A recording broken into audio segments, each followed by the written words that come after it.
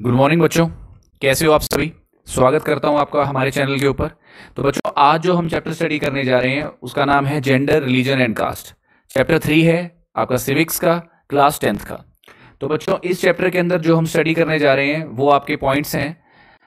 सबसे पहला हम स्टडी करेंगे जेंडर डिवीजन या सेक्सुअल डिवीजन ऑफ लेबर। अगला करेंगे डिस्क्रिमिनेशन ऑफ वुमेन। रिलीजन के रिगार्डिंग स्टडी करेंगे जिसमें कॉम्युनलिज्म और सेकुलरिज्म, ठीक है, इन दोनों को हम डिस्कस कर रहे हैं। उसके बाद आपका आएगा पॉलिटिक्स का कास्ट के अंदर क्या रोल है, और फिर लास्ट आपका टॉपिक आएगा पॉलिटिक्स इन कास्ट, यानी पॉलिटिक्स का कास्ट में क्या रोल है। तो सबसे पहले शुरुआत करते हैं जेंडर डिवीजन की। भाई, जेंडर और पॉलिटिक्स, जहां मैं जेंडर की बात करता हूं तो जेंडर हमारे दिमाग में दो ही चीजें आती हैं भाई, ठीक है। एक आपका आता है मेल और एक आता है फीमेल, ठीक है। वहीं पर हम मेन, वुमेन, इनको भी जेंडर में लेके चलते हैं भाई, ठीक है। इनका या इनके लेवल के ऊपर क्या पॉलिटिक्स खेली जा रही है, या पॉलिटिक्स में जेंडर डिवीजन का क्या रोल है, तो इसको हम स्टडी करेंगे by means of sexual division. तो इसका मतलब क्या होता है भाई, the unequal roles assign to men and women by the society results in sexual division of labour.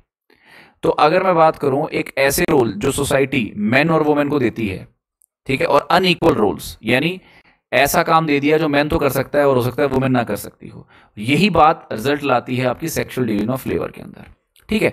And a system gets developed in which all work inside the home is either done by the women by them through the domestic helper. यानी हम जब एक धारणा मन में बना लेते हैं कि घर का जो भी काम है वो वुमेन करेगी, ठीक है ना, या हमारी अगर मैं मदर की बात करूं तो वो करेंगी, ठीक, और या भाई उनके द्वारा किसी डोमेस्टिक हेल्पर के थ्रू वो काम करवाया जाएगा। तो इस टाइप की जो सेक्सुअल डिवीजन है या जेंडर डिवीजन है बाय डिफॉल्ट हमारे घरों में चलती रहती है। और वहीं पर अगर मैं बात करूं यही जॉब्स अगर पेड हों, ठीक है, तो मेन ये वाली जॉब्स कर लेते हैं। फॉर एग्जांपल कुकिंग की बात करूं, टेलरिंग की बात करूं, तो ये सारी जॉब्स मेन कर लेते हैं। तो यहीं से हमारी सोसाइटी का एक ऐसा नजरिया सामने आता है जहां पर मेन और वुमेन इन दोनों के बीच में एक डिवीजन देखने को मिलेगा। ये जेंडर डिवीजन को रिजल्ट करती है। और इसके रिगार्डिंग अगर मैं बात करूं, कई फेमिनिस्ट मूवमेंट चलाई गई हैं, नारीवादी आंदोलन चलाया गया है, जिसके अंदर ये बात मांगी गई है वुमेन द्वारा कि मेन और वुमेन इन दोनों को इक्वल राइट्स मिलने चाहिए, ठीक है ना। और काफी ज्यादा एगिटेशन हुई है जिसके रिगार्डिंग। और सबसे पहले एक बात और भी हुआ करती थी, अगर मैं वोटिंग राइट्स की बात करूं तो पहले वुमेन के वोटिंग राइट्स नहीं थे, लेकिन बार बार प्रोटेस्ट के रिगार्डिंग एगिटेशन करके वुमेन को वोटिंग राइट्स मिले। और दूसरी बात, पॉलिटिकल और लीगल स्टेटस जो वुमेन का था, और एजुकेशनल और करियर अपॉर्चुनिटीज के रिगार्डिंग इनके हालात इंप्रूव करने की डिमांड बार बार सामने आई है, ठीक है। और स्कैंडिनेवियन कंट्रीज की बात करता हूं, जैसे कि स्वीडन हो गया, नॉर्वे हो गया, फिनलैंड हो गया, यहां पर पब्लिक लाइफ के अंदर वुमेन की पार्टिसिपेशन बहुत ज्यादा है। और ये वो कंट्रीज हैं जो अगर कोई भी सर्वे होता है जिसके अंदर अगर हम ये करें पॉल्यूशन के रिगार्डिंग हो गया, इन्वायरमेंट के रिगार्डिंग हो गया, या कहां पर जो सिटीजन है वो बहुत खुश है अपनी कंट्री से एक्सेट्रा, इन सभी कंट्रीज का जो स्कोर रहता है या रैंक रहता है वो पहले 5 के अंदर रहता है। तो आप सोच के चलिए कि भाई इन सब के कंट्रीज के अंदर वुमेन की क्या मतलब जो ओहदा है वुमेन का वो कितना ऊपर है।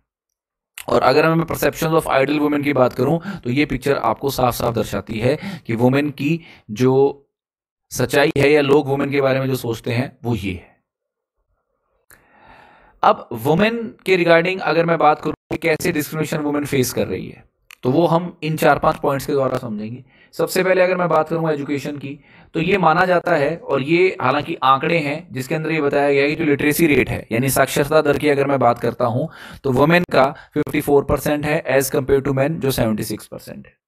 और ये बात देखी गई है कि वुमेन या गर्ल्स अच्छी तरह परफॉर्म करती हैं, पढ़ती बहुत अच्छी हैं, रैंक भी अच्छे लेके आते हैं, लेकिन उसके बाद भी उनको स्कूल से ड्रॉप आउट कर दिया जाता है, क्योंकि पेरेंट्स ये प्रेफर करते हैं कि जो पढ़ने का अधिकार है या रिसोर्सेज जो हैं वो अगर हम बेटों पे लगाएं तो ज्यादा सही रहेगा, ठीक है। फिर आ गया लो वेजेस। अब एक एनमरेशन एक्ट आया था जिसमें यह था भी equal pay for equal work, यानी अगर मेन और वुमेन इकट्ठे काम कर रहे हैं, एक जैसा काम कर रहे हैं, और जो घंटे हैं काम के वो भी सेम कर रहे हैं, तो उसके अंदर जो पेज हैं या वेजेस हैं वो मेन और वुमेन की इक्वल होनी चाहिए, लेकिन वो चीज रियलिटी में नहीं है। और अगर मैं एक एवरेज की बात करता हूं तो इंडियन वुमेन 1 घंटा ज्यादा काम करती है भी मेन के मुकाबले, लेकिन फिर भी उनको ज्यादा पे नहीं मिलती, ठीक है, तो ये हालात सुधरने चाहिए भाई, ये सुधरेंगे तभी हम equal pay for equal work का जो नारा है उसको सिद्ध कर पाएंगे। और ये आपका डीपीएसपी भी है, directive principle of state policy, ये हम सब जानते हैं। फिर आ गया फीमेल फोर्टिसाइड, जहां पर हम ये मानते हैं कि ज्यादातर लोग बेटों को ज्यादा प्रेफरेंस देते हैं, और इसकी वजह से जो सेक्स रेशियो है, सेक्स रेशियो हम सब समझते हैं भाई, यानी पर 1000 जो मेल हैं या बॉयज हैं उन पे फीमेल का कितना रेशियो है। तो नियरली अगर मैं बात बताऊं तो इंडिया का 919 के आसपास आया था, और ये धीरे धीरे एक टाइम था जब 700 या 750 के आसपास पहुंच गया था। लेकिन अब लोग जागरूक हो रहे हैं, तो इस हिसाब से लगभग जो हमारा सेक्स रेशियो है वो दिन ब दिन इंक्रीज होता जा रहा है। वहीं पर फीमेल जो इंप्लॉइज हैं वो ज्यादातर सेक्सुअल हरासमेंट का शिकार होती हैं भाई, ठीक है, और अर्बन एरियाज अनसेफ मानेंगे वुमेन के लिए। ऐसा क्यों है? और ज्यादातर घर में भी कई बार सेफ नहीं है, बाहर की तो हम क्या बात करें, जैसे कि मारना पीटना, हरासमेंट, डोमेस्टिक वायलेंस, ऐसी कहानी हमने कई सुनी है जो साफ दर्शाती हैं कि मेन और वुमेन इनके बीच में डिस्क्रिमिनेशन कितना ज्यादा है। और last but not the least, अगर मैं वुमेन की पार्टिसिपेशन पार्लियामेंट में करता हूं, यानी लेजिस्लेचर के अंदर, तो वहां आपको देखने को मिलेगा इंडिया का सबसे लास्ट रैंक है, और वर्ल्ड की एवरेज 24% की है, और सबसे ज्यादा एवरेज नॉर्डिक कंट्रीज की है, वो ये यूरोपियन कंट्रीज है भाई, स्वीडन, नॉर्वे, डेनमार्क, ठीक है, जिनके अंदर वुमेन की रिप्रेजेंटेशन पार्लियामेंट के अंदर 52.3 है। ठीक है, तो आप देख सकते हो इंडिया की कहां पे है। और 14.36% ये 2019 में लोकसभा के अंदर, यानी 543 का आप 14.36% लगा सकते हो। और स्टेट लेजिस्लेचर की बात करूं तो बहुत कम है। ठीक है, तो आप इन हालातों से देखते हो कैसे वुमेन डिस्क्रिमिनेशन फेस करती है मेन से। लेकिन इस प्रॉब्लम को सॉल्व किया जा सकता है, और अब कहीं हद तक हमारे इंडिया के अंदर भी ये मुहिम चली हुई है, जहां पर हमने पंचायती राज यानी लोकल गवर्नमेंट से एक चीज को उभारा है, वो ये है कि हमने 1/3 रिप्रेजेंटेशन वुमेन को पंचायत और म्युनिसिपल कॉर्पोरेशन के अंदर दी है लोकल गवर्नमेंट्स में, जहां से कुछ हद तक हम ये कह सकते हैं कि हालातों में सुधार आएगा, और धीरे धीरे ये चीजें आगे भी बढ़ेंगी। ठीक है ना, क्योंकि फेयर प्रोपोर्शन जब तक वुमेन का नहीं होगा तब तक हम कह नहीं सकते कि हमारा जो समाज है वो सुधर रहा है। और बताया जाता है भी more than 10 lakh elected women representative है रूरल और अर्बन लोकल बॉडीज में।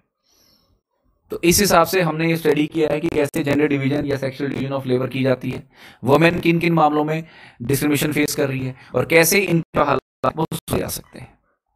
ठीक, अगला जो टॉपिक है वो आपका आता है रिलीजन का, और रिलीजन में ही हम सांप्रदायिकता, जिसको कम्युनलिज्म और सेकुलरिज्म पढ़ेंगे।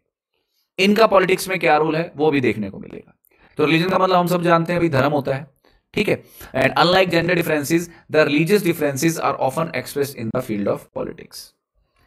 अब अगर मैं पॉलिटिक्स और रिलीजन की बात करता हूं कि आपस में कैसे भाईचारा निभा रहे हैं, ये क्या इनका रिलेशन है, तो उसमें 3 पॉइंट्स आएंगे। जैसे गांधी जी ने बोला हुआ है कि रिलीजन को हम पॉलिटिक्स से दूर नहीं कर सकते। इसका मतलब क्या है कि जो रिलीजन की जो मॉरल वैल्यूज हैं वो पॉलिटिक्स में हमेशा रहेंगी, बिना उसके पॉलिटिक्स नहीं चल सकती। अगर मैं मानव अधिकार के लोग की बात करता हूं तो यही आर्ग्यू करते हैं हर बार कि जो कम्युनल राइट्स के विक्टिम्स होते हैं चाहे कहीं हो, वो ज्यादातर लोग माइनॉरिटी से बिलोंग करते हैं। ठीक है, ऐसा क्यों होता है? और ये होता है क्योंकि मेजोरिटी के लोग जो लोग होते हैं, मेजोरिटी रिलीजन के लोग होते हैं, वो ऑब्वियस है कि भी कम्युनल राइट्स के अंदर ज्यादा होंगे। ठीक है ना, और नुकसान किसको पहुंचाएंगे? जो रिलीजियस माइनॉरिटीज के हैं। फिर उसके अलावा वुमेन मूवमेंट देखने को मिली है जो ये बता रही है कि फैमिली जो लॉज हैं उनको भी चेंज करना चाहिए, क्योंकि उसके रिगार्डिंग भी हर रिलीजन के अलग अलग फैमिली लॉज होते हैं जो डिस्क्रिमिनेट करते हैं वुमेन के अगेंस्ट, और सरकार को इसके अंदर चेंज करना चाहिए। ठीक है, जैसे आपने 3 तलाक का मामला सुना होगा, ये काफी चला था, है ना, और इसके रिगार्डिंग ज़्यादा डिटेल में तो नहीं हम स्टडी कर सकते, लेकिन ये मसला वो था जिसके अंदर एक पर्टिकुलर रिलीजन के अंदर वुमेन को ऐसा लगा कि ये हमारे साथ डिस्क्रिमिनेशन हो रहा है, ये गलत हो रहा है, और इस मसले के अंदर कोर्ट तक वही बात पहुंच गई थी। अब बात आती है कम्युनलिज्म की, जिसको हम बोलते हैं सांप्रदायिकता। तो कम्युनलिज्म का आइडिया क्या है? इसका आइडिया ये है कि अगर कोई भी एक रिलीजन दूसरे रिलीजन से थोड़ी सी सुपीरियरिटी हासिल करता हो, सुपीरियर बन जाए, ठीक है, जिसकी वेटेज ज्यादा हो जाए, और बाकी रिलीजन को डोमिनेट करना शुरू कर दे, and the problem becomes more acute when one religion and its followers are pitted against another. जहां एक रिलीजन और उसके फॉलोअर्स अपने आप को हावी करना शुरू कर देते हैं दूसरे रिलीजन के ऊपर। ठीक है, तो अब अगर हम पॉलिटिक्स की बात करते हैं तो कॉम्युनलिज्म भाई कैसे किन फॉर्म्स के अंदर आपको नजर आता है वो हम स्टडी करते हैं। तो सबसे पहला ये है कि जब when beliefs of one religion are presented as superior to those of one religion, ठीक है, जहां पर आपको ये देखने को मिलेगा अभी जो मेजोरिटी रिलीजन है, ठीक है, यानी जो लोग मेजोरिटी के अंदर हैं वो डोमिनेट करना शुरू कर देते हैं, ठीक है, ये हम देख रहे हैं इसमें पॉलिटिकल डोमिनेंस के अंदर, और अपने आइडियाज को, अपने बिलीफ्स को, अपनी विचारधारा को दूसरों से ऊपर समझने लग जाते हैं।